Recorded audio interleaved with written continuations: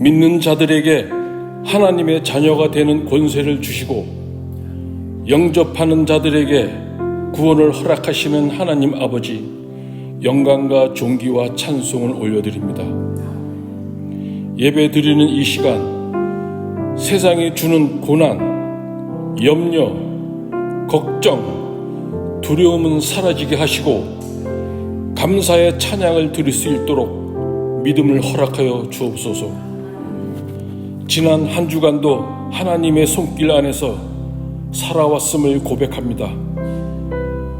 작고 평범한 일상 속에도 하나님은 신실하게 일하시고 우리의 숨결 하나하나까지 돌보시는 아버지의 사랑을 찬양합니다.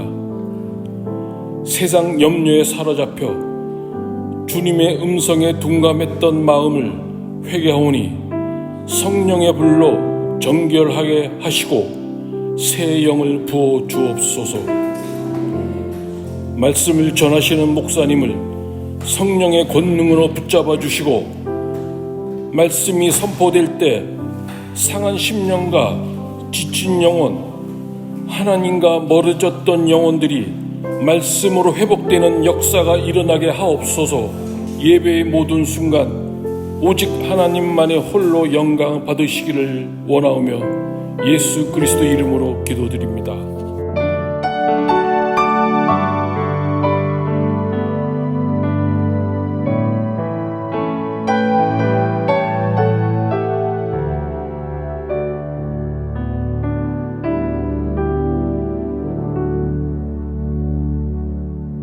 아멘. 오늘 함께 나눌 말씀은 잠언 21장 15절에서부터 31절 말씀입니다. 공독하겠습니다. 시작. 정의를 행하는 것이 의인에게는 즐거움이요 죄인에게는 패망이니라. 명철의 길을 떠난 사람은 사망의 회중에 거하리라. 연락을 좋아하는 자는 가난하게 되고 술과 기름을 좋아하는 자는 부하게 되지 못하느니라. 악인은 의인의 속전이 되고 사악한 자는 정직한 자의 대신이 되느니라. 다투며 성내는 여인과 함께 사는 것보다 광야에서 사는 것이 나으니라. 지혜 있는 자의 집에는 귀한 보배와 기름이 있으나 미련한 자는 이것을 다 삼켜버리느니라. 공의와 인자를 따라 구하는 자는 생명과 공의와 영광을 얻느니라.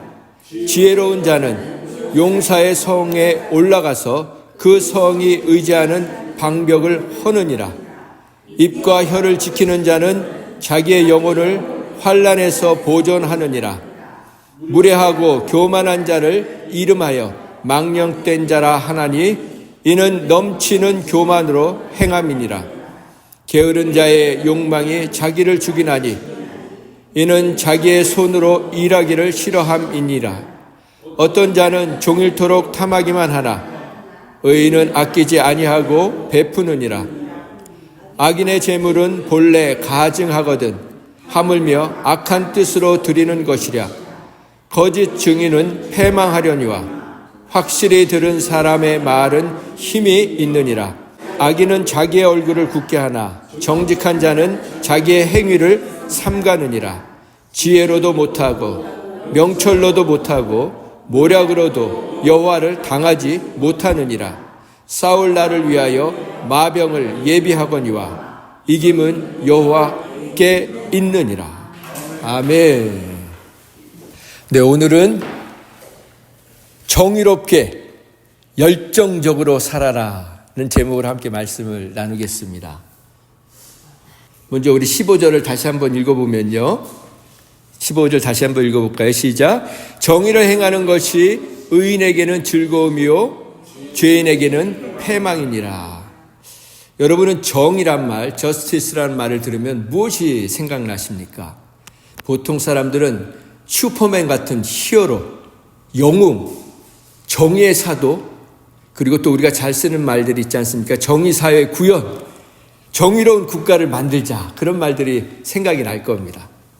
그런데 이 성경에서 말하는 정의, 하나님께서 말씀하시는 정의는 이렇게 사람들이 말하는 정의와 다릅니다. 이런 영웅이나 위인들과 같이 거창한 삶을 사는 사람들, 유명한 사람들을 말씀하시는 것이 아닙니다. 정의는 한자로 얘기하면 바를 정, 옳을 의, 즉 바르고 의롭다라는 뜻입니다. 그래서 정의롭게 산다는 것은 다른 뜻이 아니고 올바르게 산다는 거예요. 바르게 산다는 것. 결국 그것은 하나님이 기뻐하시는 대로 산다. 하나님이 기뻐하시는 것은 어떤 것입니까? 하나님의 말씀대로 사는 것. 그게 바로 정의롭게 산다는 것입니다. 그래서 정의를 행한다는 것은 모든 과정에서 과정과 결과까지 하나님의 말씀대로 하나님의 뜻대로 산다는 것을 말합니다.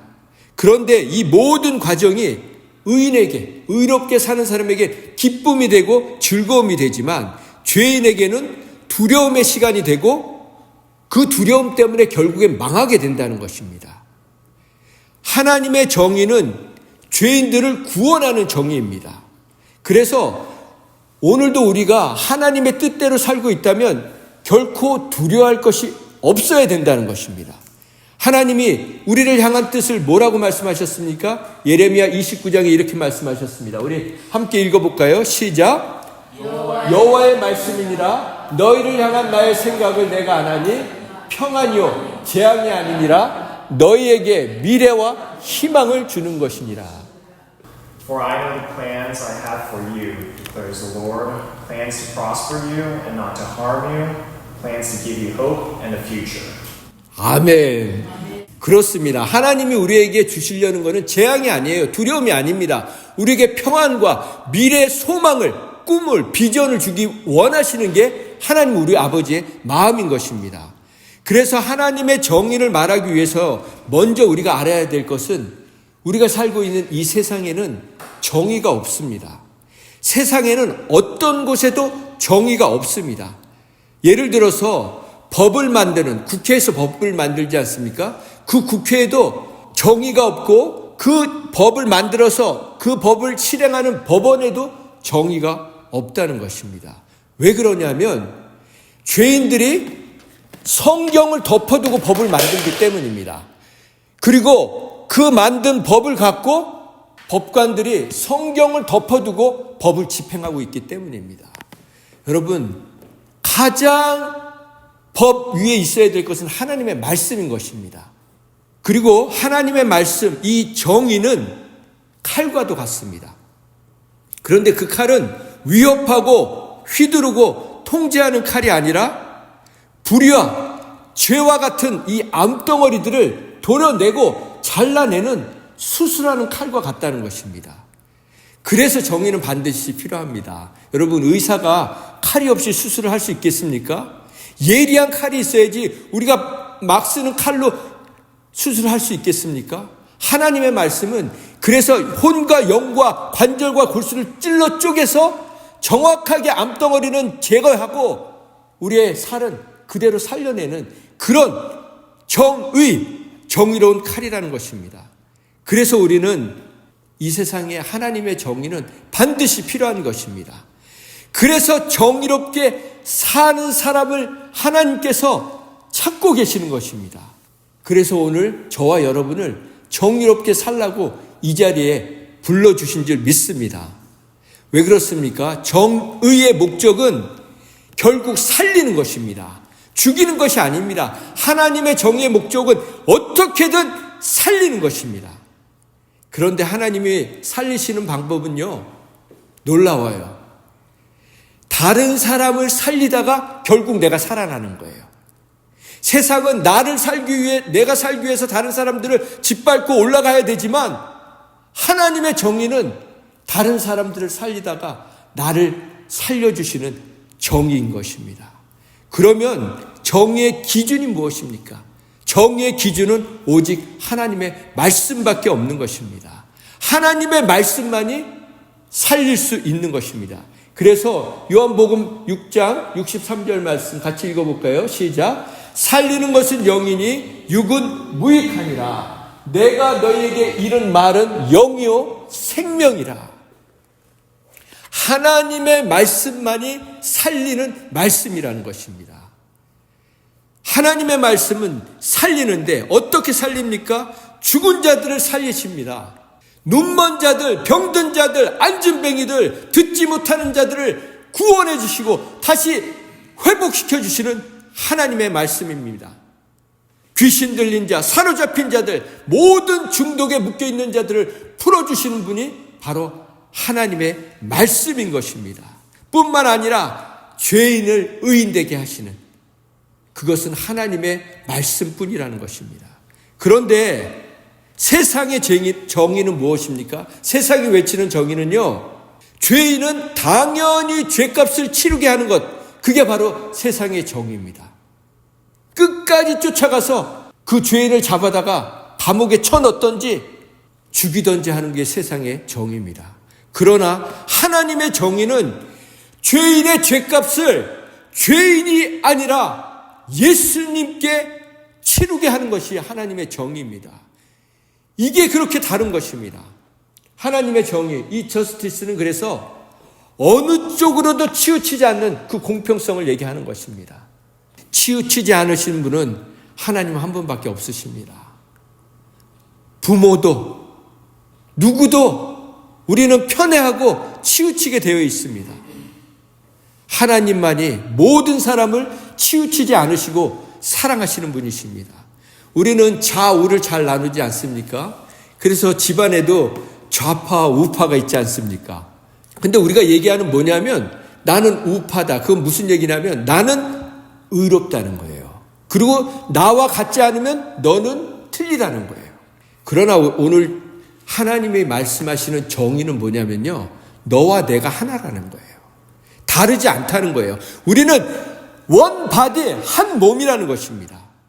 정의는 나누고 분리하는 게 아니라 하나 되는 것, 도저히 하나 될 수 없는 사람들이 하나 되는 게 그게 하나님이 원하시는 정의라는 거예요. 그래서 도저히 하나 될 수 없는 사람이 함께 하나 되는 게 뭘까요? 그게 부부예요. 이렇게 예수님은 꿈이 있으셨어요. 어떤 꿈이 있으셨냐면 요한복음 17장 22절 말씀. 예수님이 하나님 아버지에게 늘 하나님 저의 꿈은 이거예요. 이렇게 말씀하셨어요. 얘기 읽어볼까요? 시작. 아버지께서 내게 주신 영광을 나도 그들에게 주었습니다. 그것은 아버지와 내가 하나인 것처럼 이 사람들도 하나가 되게 하라는 것입니다. 예수님의 꿈은요, 죄인인 우리와 하나님의 하나가 되게 하는 게 꿈이었어요. 예수님과 하나님이 하나이신 것처럼. 이게 하나님이 말씀하시는 정의입니다. 그래서 신앙생활은요, 우리가 하나님, 예수님, 성령님이 한 분이라고 얘기하잖아요. 그것처럼 우리 모두가 하나라는 것, 한 몸이구나, 결국엔 우리가 한 몸이구나, 그걸 깨닫는 게 신앙생활입니다. 그래서 창세기에 아담이 하와를 보고 나서 뭐라고 얘기했죠? 같이 읽어볼까요? 아담이 이르되 이는 내 뼈 중에 뼈요 살 중에 살이라. 이것을 남자에게 취하였은즉 여자라 부르리라 하리라. 결혼할 땐 이렇게 고백하잖아요. 당신 나의 뼈 중에 뼈고 살 중에 살이라고. 정이란요, 이걸 날마다 고백하는 거예요. 우리 남자 성도님들 다 같이 고백해 보겠습니다. 당신은 나의 뼈 중에 뼈요 살 중에 살입니다. 그러면 아내는 남편에게 뭐라고 얘기합니까? 나는, 우리 여자분들, 우리 여성님들 시작. 나는 당신의 뼈 중에 뼈요 살 중에 살입니다. 이걸 날마다 고백해야 된다는 것입니다. 여러분, 이 고백을 하는데 어떻게 부부싸움을 할 수 있겠습니까? 정이란 이미 하나님이 우리에게 하나 되게 하신 걸 날마다 이렇게 선포하면서 선언하면서 사는 것입니다. 그런데 우리의 현실은 너무나도 다르지 않습니까? 뼈 중에 뼈가 아니고 원수 중에 원수라고 생각하면서 살고 있지는 않습니까? 우리가 어떻게 하나 되나? 우리가 어떻게 하나 되는지 하나님께서는 서로를 소중히 여길 때, 서로를 위할 때 우리는 하나 될 수 있다고 말씀하십니다. 아모스서 말씀 한번 같이 읽어볼까요? 시작. 오직 정의를 물같이 공의를 마르지 않는 강같이 흐르게 할지니라. 그런데 이 말씀이요, 우리가 공의, 정의하면 항상 인용하는 말씀이거든요. 이 말씀을 새 번역에서는 이렇게 번역을 했어요. 같이 한번 읽어볼까요? 다만 정의를 강물처럼 흐르게 하여 서로 위하는 마음 강물같이 넘쳐 흐르게 하여라. 정의를 뭐라고 표현했냐면 서로 위하는 마음이라고 이렇게 표현했어요. 멋지지 않습니까? 정의는요, 주먹을 휘두르고 띠를 휘두르고 태극기를 흔드는 게 아니에요. 정의는요, 서로를 위하는 마음, 서로가 잘되게 하는 마음, 도와주는 마음, 이게 하나님이 기뻐하시는 정의라는 것입니다. 그래서 하나님은 서로를 소중히 여기는 마음, 이 마음이 막힘없이 끊임없이 흘러가게 하라고 하시는 것입니다. 여러분과 저의 마음에 서로를 소중히 여기는 마음이 끊임없이 강물처럼, 강처럼 흘러넘치는 그런 인생이 되기를 간절히 소망합니다. 서로를 잘되게 해주려는 마음, 서로를 위해 주려는 마음, 이 마음이 차고 넘치도록 우리의 삶 일평생, 남은 일평생 끊어지지 않는 저와 여러분이 되기를 간절히 소망합니다. 그래서 사랑은요, 밑 빠진 독에 물 붓는 거예요. 병에 구멍이 났는데 거기다 계속 갖다 붓는 게 사랑이에요. 그렇게 계속 갖다 붓면 이 병이 찹니까? 안 차요. 계속 물이 흘러난다고요. 그럼에도 불구하고 계속 물을 부면요, 어느 순간 내가 폭포수 아래 서 있는 걸 깨닫게 돼요. 나도 그 사람도 폭포수 아래 서 있는 걸 깨닫게 해주시는 게 하나님의 은혜입니다. 그래서 여러분, 끝까지 실망하지 마시고 낙심하지 마시고 계속해서 부어주시기 바랍니다. 자녀들을 처음 낳았을 때 얼마나 우리가 기뻐했습니까? 그 첫 마음, 첫사랑을 잊지 말라는 것입니다. 첫사랑을 잊지 말라는 건 무슨 말이냐면요, 고마움을 잊지 말라는 거예요. 고마움을.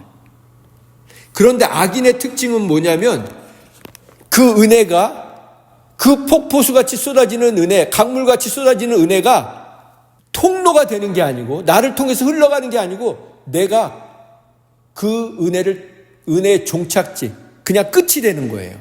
더 이상 은혜가 흘러가지 않게 하는 것입니다. 이게 악인들의 특징이에요. 지금 트럼프하고 머스크하고 막 싸우고 있죠. 그 트럼프하고 머스크는요, 권력, 이 파워의 아이콘이고, 한 사람은 뭐예요? 리치, 부의 아이콘이에요. 트럼프는 세상에서, 세계에서 가장 큰 나라의 대통령이 하나님이 되게 해주셨습니다. 그 하나님이 되게 해주신 거죠. 자기 능력으로 된 게 아니에요. 머스크가 어떻게 세상에서 가장 돈 많은 사람이 되었습니까? 그건 하나님의 은혜예요. 그런데 왜 그들에게 그런 권력과 부를 주셨습니까? 정의를 행하라고 주신 거예요. 바르게 행하라고 주신 거예요. 그런데 얼마나 그들이 미숙함의 극치를 보여주고 있습니까? 왜 그렇습니까? 내가 기준인 거예요. 내가. 무엇을 생각하고 결정하고 말하고 행동하는 그 모든 결정의 기준이 나의 유익이 되는가? 내게 좋은가? 내게 즐거운가? 하나님이 기뻐하시는 것은 전혀 생각이 없는 거예요. 하나님이 정의를 행하라고 그 자리에 세워주시고 그 많은 돈을 주셨는데 헛된 인생을 살고 있는 것입니다. 정리를 하겠습니다. 정의는요, 소중히 여기는 거예요. 다른 사람을 나처럼 소중히 여기는 것입니다. 그래서 다른 사람을 힘껏 도와주는 거예요. 그리고 이미 우리가 하나 된 것을 깨닫고 하나 된 것을 힘써 지키는 거예요. 그러려면 어떻게 해야 되냐면요, 더 이상 내 얼굴에 침을 뱉으면 안 돼요. 여러분 누워서 침 뱉어 보셨습니까? 그럼 그 침이 누구에게 떨어지죠? 내 얼굴에 떨어지잖아요. 여러분이 여러분의 가족, 여러분의 배우자, 남편, 아내, 자녀, 우리 함께 이 신앙생활하는 지체들, 친구들, 그 사람들을 험담하고 정죄하고 비난하는 건요, 내 얼굴에 침을 뱉는 거예요. 그래서 제가 생각난 게 재미있는 생각을 하나 했어요. 여러분 이렇게 믿지 않는 배우자나 같이 교회 안 나오시는 분들 있으시잖아요. 그러면요, 예배 준비를 잘하고 오셔야 돼요. 주일에 오실 때.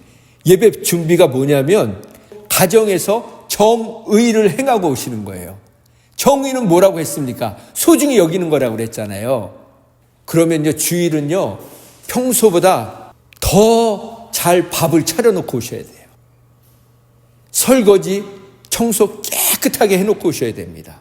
그러고 나서 뭐라고 얘기하고 오셔야 되냐면 교회에 가게 해줘서 고맙다고 90도로 인사를 하고 오셔야 돼요. 그리고 빨리 갔다 올 테니까 우리 다녀와서 좋은 시간 갖자고. 그리고 집에 가시면 뭐 합니까? 덕분에 잘 다녀왔다고. 감사하다고. 이게 정의를 행하는 거예요, 여러분. 정의가 무슨 이렇게 고상하고 무슨 유관순 여사처럼 우리가 유관순 여사 흉내내면서 태극기 들고 있는 거 아니에요. 유관순 여사는요, 죽음을 각오하고 태극기를 든 거예요. 우리가 그런 거 흉내내면 안 됩니다. 정의는 소중히 여기는 겁니다. 가정을 지키는 것입니다. 그리고 공동체를 깨지 않는 거예요. 그러면서 제가 생각난 게 있습니다. 은혜는 무엇이냐면 섬김을 받는 게 은혜가 아니고요, 섬길 수 있는 게 은혜예요. 그게 축복이에요. 여러분 정말 막 이렇게 막 폭포수처럼 쏟아지는 그 은혜를 경험해 보고 싶으세요? 그 은혜를 경험하려면요, 내 마음과 뜻과 정성을 다해서 하나님이 내게 허락하신 사람들, 그 사람들을 소중히 여기면서 사는 거예요. 끊임없이 쏟아붓는 거예요. 그래서 사랑은요, 거룩한 낭비라고 했어요. 예수님의 발에 머리에 향유를 갖다 쏟아붓지 않았습니까? 그건요, 1년치 벌어야 되는 돈이었다고요. 우리는요, 사랑하면 그렇게 쏟아부을 수 있는 것입니다. 그렇게 쏟아붓는 자에게는요, 하나님이요, 아낌없이 은혜를 부어주세요. 섬기는 자에게는 단 한순간도 은혜가 마르지 않게 해주십니다. 그런데 왜 은혜가 없어 보이는 것처럼 느껴지는지 아세요? 나는 왜 은혜를 경험 못하지? 그건 딱 한 가지예요. 내가 섬기지 않고 있다는 증거예요. 정리합니다. 정의가 뭐라고 했죠? 정의? 요한 집사님? 서로 위하는 마음. 그렇죠. 서로 위하는 마음. 소중히 여기는 마음. 이게 바로 정의를 행하는 것입니다. 오늘 저는 말씀의 제목을 정의롭게 살자고 했습니다. 정의롭게 사는 삶을 통해서 우리의 가정이, 우리의 공동체가 하나님이 기뻐하시는 아름다운 공동체가 되게 해줄 줄 믿습니다. 네. 우리 16절 말씀 같이 한번 읽어볼까요? 16절 말씀 시작. 명철의 길을 떠난 사람은 사망의 회중에 거하리라. 우리가 정의롭게 살려면요, 명철, 이 understanding, 이 명철의 길을 떠나면 안 된다는 거예요. 이 명철은 다른 말로 하면 이해력, 분별력, 통찰력, 우리가 깨닫는 것을 이야기합니다. 그러면 우리가 무엇을 깨닫는 것입니까? 하나님의 뜻을 깨닫는 거예요. 무엇을 통해서 우리가 하나님의 뜻을 깨달을 수 있죠? 말씀과 기도밖에 없는 거예요. 그래서 이 명철의 길, 이 길은요, 깨달음의 길은 무슨 길이냐면 결국 무엇을 깨닫게 되냐면, 말씀을 보고 기도를 하면 무엇을 깨닫게 되냐면, 내가 왜 태어났는가? 내가 지금 왜 살아있는가? 내가 앞으로 왜 살아야 되는가를 하나님이 깨닫게 해주신다는 거예요. 말씀과 기도를 통해서. 그래서요, 이 깨닫는 걸, 언더스탠딩 하는 건요, 우리 지혜로 못 깨달아요. 제가요, 40대 때까지요, 목사였는데 뭘 잘하는지 몰랐어요. 그리고 왜 사는지를 정확히 몰랐어요. 왜요? 말씀을 안 봤거든요. 목사인데도. 창피한 얘기예요. 그런데 말씀을 보기 시작하니까, 기도를 하기 시작하니까 이제 하나님의 뜻을 깨닫게 되는 것입니다. 여러분, 정말요, 우리는요, 재능이 없는 게 문제가 아니에요. 머리가 똑똑하지 않은 게 문제가 아니라고요. 내가 왜 사는지, 내가 무엇을 위해서 살아야 되는지, 내가 정말 뭘 해야 열정이 생기고 즐겁게 살 수 있는지를 찾지 못해서 그런 거예요. 그걸 찾으면 여러분, 밥을 안 먹어도, 밤을 새도, 돈을 쫓게 벌어도, 남이 인정해 주지 않아도 너무 기쁜 거예요. 너무 행복한 거예요. 그래서 저는요, 제일 행복해요, 지금. 제 인생에서 제일 행복해요. 왜요? 이제 제가 해야 될 일을 찾았거든요. 여러분이 그 길을 찾는데 일조해 주신 거예요. 10년 동안 이렇게 버벅거리는 설교를 들어주시면서 저를 사람 만들어 주셨다고요. 감사합니다, 여러분.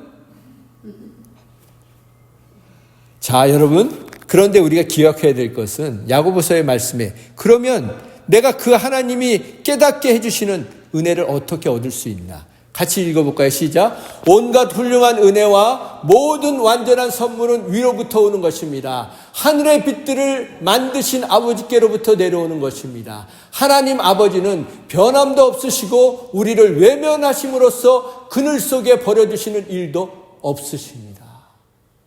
그렇습니다.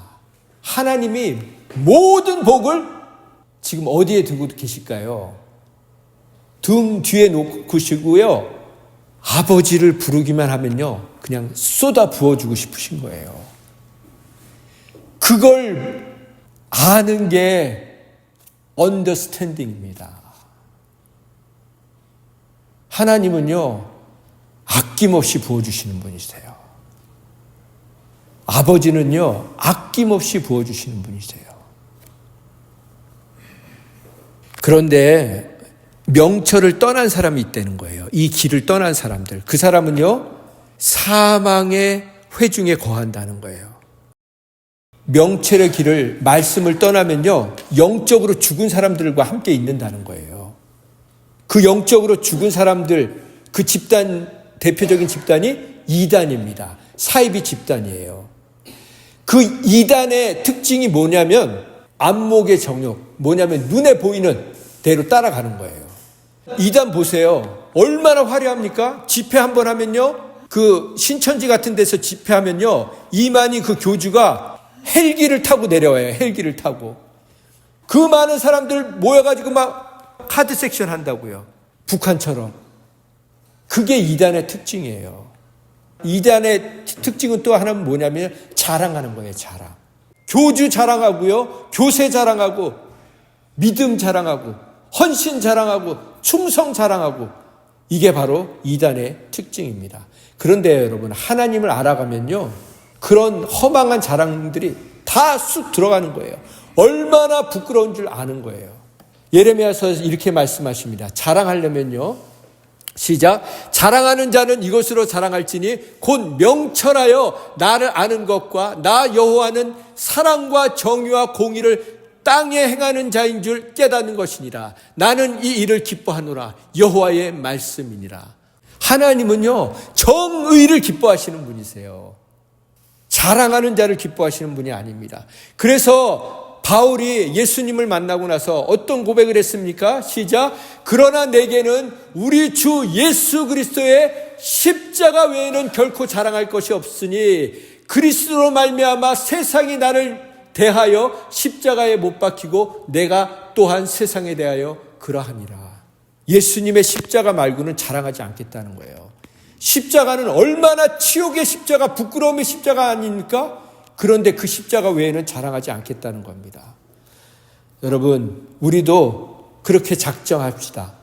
십자가만, 예수님의 십자가만 자랑하는 저와 여러분이 되길 원합니다. 이 명철의 길, 이 언더스탠딩의 길은 메시지 성경에 뭐라고 되어 있냐면 곧고 좁은 길이라고 얘기했어요. 곧고 좁은 길, 바르고 좁은 길. 여러분, 우리 인생을 되돌아보면요, 정말 멋지게 산 분들이 있잖아요. 그런 분들은요, 외길을 간 분이에요. 한 길, 원웨이, 그 좁은 길을 간 분들이라고요. 그 길을 묵묵히 갔던 분들입니다. 그 길을 갔던 대표적인 분이 누굴까요? 예수님이시죠. 예수님.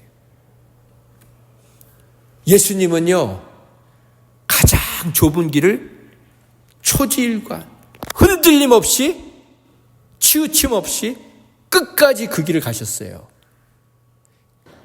그리고 나서 많은 사람들의 길이 되어주셨습니다. 그래서 그분이 나는 길이라고 말씀하셨잖아요. 나는 길이요 진리요 생명이니. 우리의 인생이 예수님처럼 길을 만들어주는 인생이 되기 원합니다. 왜 우리가 자꾸 돌아가는 줄 아세요? 길을 만드는 거예요. 하나님이 너 남들처럼 똑같이 살려고 하지 마. 너를 위한 하나님의 계획이 있는 거야. 그 길을 가. 그러다 보면 너를 따라오는 사람들이 있을 거야. 여러분과 저가 정말 하나님이 만들어주신 그 외길, 그 좁은 길 끝까지 가시는 저와 여러분 되기를 간절히 소망합니다. 그렇게 가려면 오늘 마지막 절 우리 17절까지만 볼 건데요. 같이 읽어볼까요? 시작.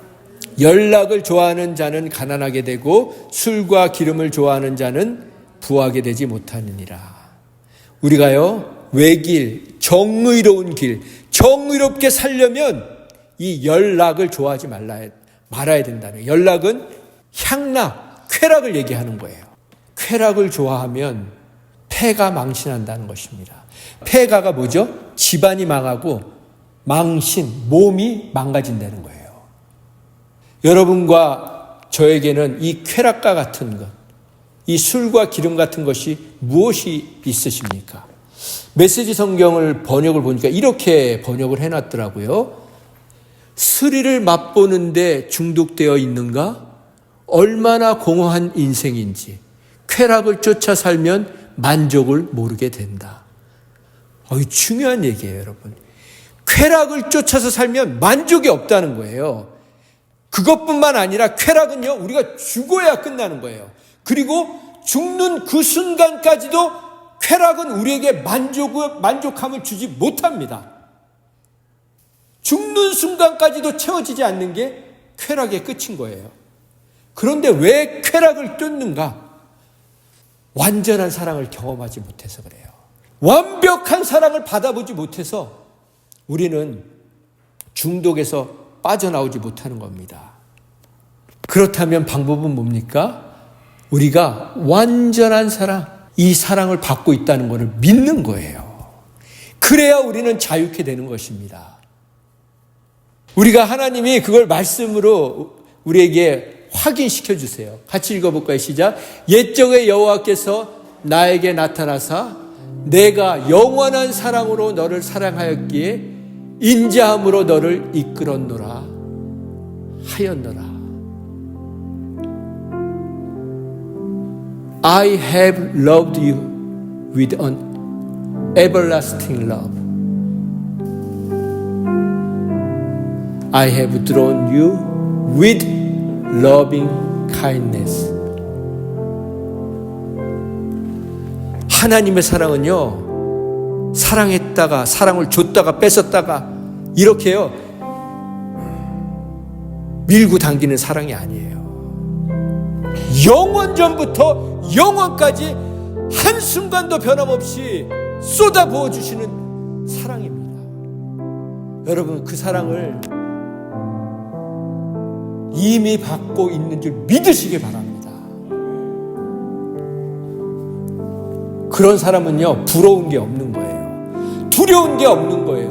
무서운 게 없는 거예요. 그리스도의 사랑에서 나를 끊을 자가 없다고 했는데 뭐가 부럽습니까? 뭐가 두렵습니까? 그 사랑이 머리가 아니고 우리의 가슴으로 내려오면요, 모든 애딕 중독에서 우리는 자유케 될 수 있는 거예요. 손대고 싶지 않은 거예요. 그러면요, 우린 진짜 멋지게 살 수 있는 거예요. 하나님은요, 우리가 멋지게 살기를 원하십니다. 부유하게 살기를 원하세요. 그런데 예수님은 어떻게 사셨죠? 머리 둘 곳도 없으셨다고요. 그러나 가장 부유하게 사셨어요. 가장 멋지게 사셨어요. 부유한 삶은요, 하나님의 뜻대로 사는 삶인 거예요. 하나님이 허락하신 현실을 감사함으로 끌어안고 사는 거예요. 무엇을 감사함으로 끌어안습니까?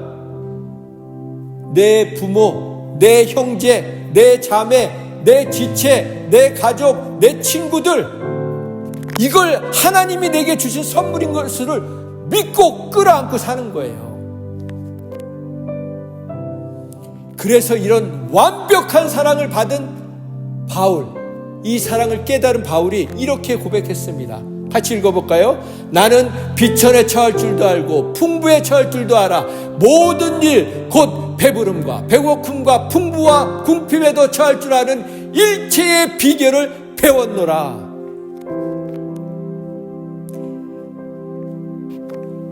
제가 그동안 깨닫지 못하다가 오늘 이 말씀 읽으면서 어디에서 딱 클릭이 됐냐면,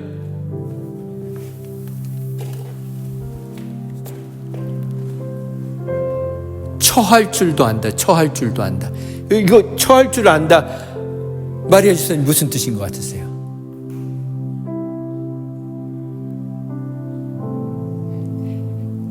대처할 줄 안다는 거예요. 대처. 적응할 줄 안다. 내가 무슨 일이 닥쳐도 어떤 상황 속에서도 내가 적응하면서 대처해 나갈 수 있는 게, 이게 바로 완벽한 하나님의 사랑을 받은 자가 행하는 거예요. 그래서 입을 뒤집어 쓰고 방구석에 있지 않는 거예요. 제 전공이 그거였거든요. 뭐만 있으면 그냥 뒤집어 쓰고 그냥 안 나오고 그냥 그러고 살았다고요. 여러분, 이제 이불을 박차고 멋지게 사시기 바랍니다. 어떠한 상황 속에서도 감사하며 만족하며 기쁘게 사시기를 바랍니다. 바울이요, 이거 지금 빌립보서잖아요. 빌립보서를 감옥에서 썼다고요. 근데 바울이요, 이런 말을 했어요. 여러분, 나는요 너무 기뻐요. 얼마만큼 기쁜지 아세요? 여러분이 짐작하고 생각하는 것보다 훨씬 더 행복해요. 그러면서 고백한 게 이거예요. 내게 능력 주시는 자 안에서 내가 모든 것을 할 수 있다. 이게요, 수능 만점 맞고 고백한 게 아니라고요. 그 가장 절망적인 상황, 감옥 속에서 고백한 거라고요. 할 수 있다는 건요, 감당해낼 수 있다, 이겨낼 수 있다, 오버컴할 수 있다, 극복할 수 있다는 거예요. 하나님이 나를 도와주시기 때문에.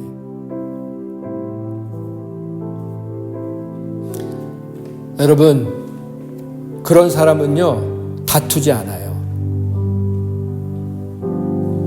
19절부터 쭉 나오는 말씀이요, 19절 말씀처럼 다투지 않아요. 20절 말씀처럼 집, 가정, 자녀, 배우자를 보물처럼 여깁니다.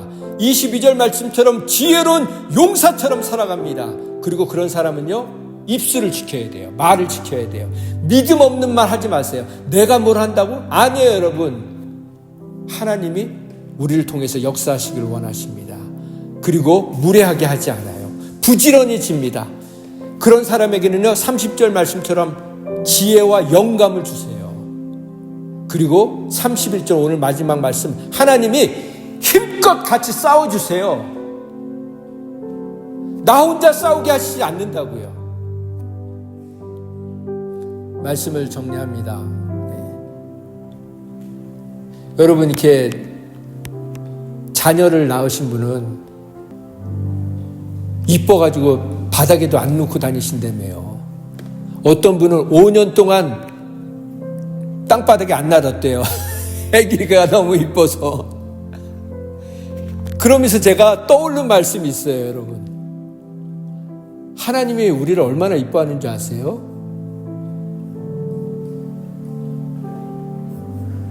시간이 없어서 우리 그냥 이 말씀으로 읽을게요. 야곱의 가문아, 이스라엘의 가문에 남은 자들아, 내 말에 귀를 기울여라. 나는 너희가 태어난 날부터 지금까지 너희를 등에 업고 다녔다. 너희가 늙어도 나는 계속 너희를 업고 다닐 것이다. 늙어 머리가 희끗희끗해져도 너희를 치고 다닐 것이다. 지금까지 그렇게 해왔고 앞으로도 그럴 것이다. 내 등에 너희를 업고 다닐 것이다. 너희를 구원해 줄 것이다. 여러분, 지금 오늘요, 하나님이 여러분 업고 여기 오신 거예요.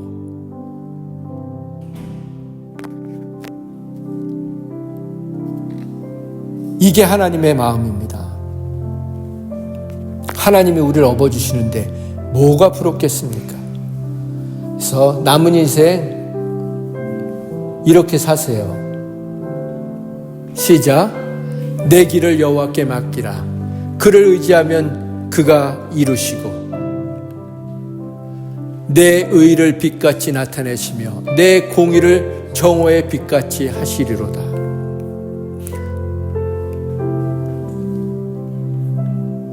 시작. 여호와를 기뻐하라. 그가 내 마음의 소원을 내게 이루어 주시리로다. 우리 샤뉴가 마지막으로 한 번만 읽어줄래요? Delight yourself in the Lord, and He will give you the desires of your heart. Commit your way to the Lord. Trust in Him, and He will do this. He will make your righteousness shine like the dawn, the justice of your cause like the noonday sun. 아멘. 아멘. 기도하겠습니다.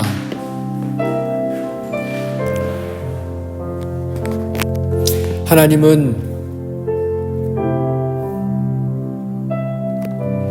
이 모든 말씀을 하나님의 열심으로 이루실 것입니다. 오늘 저는 정의롭게 열정적으로 살으라. 이 모든 일은 하나님이 이루십니다. 우리가 인생을 되돌아보면 내가 잘해서, 내가 잘나서 이룬 것 같지만 결국엔 밑빠진 독에 물을 버준 부모님이 계시기에 우리를 돕는 수많은 사람들이 있었기에 우리가 여기까지 올 수 있었던 것입니다. 그런데 그 사람들을 누가 붙여주셨습니까? 하나님의 열심으로 하나님이 붙여주신 것입니다. 그들에게 그런 열정을 누가 부어주셨습니까? 하나님이 부어주신 것입니다. 결국엔 하나님의 열심이 오늘 우리를 이 자리에 오게 하신 것입니다. 그렇다면 우리의 남은 인생도 하나님의 열심, 하나님의 열정이 우리를 이끌어 가실 것입니다. 그 하나님 앞에 온전히 맡기면 하나님께서 끝까지 책임져 주신다고 했습니다.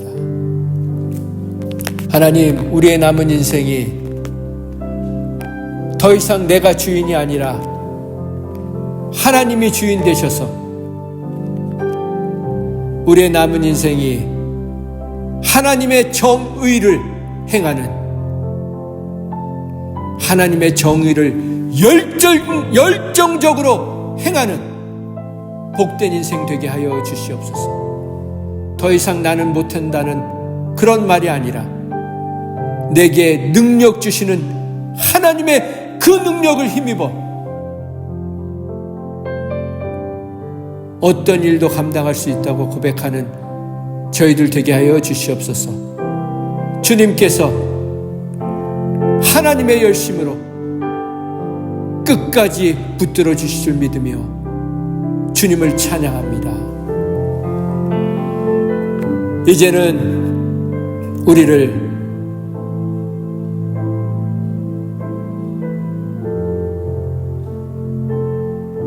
당신의 열심으로 여기까지 이끌어주신 하나님의 극진하신 사랑과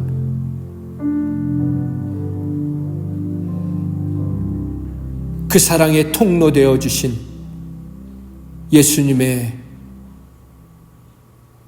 형언할 수 없는 사랑과 그 사랑 깨닫게 해주시려고 우리를 이 자리에 불러주신 성령님의 사랑이 우리의 남은 인생을 정의롭게 열정적으로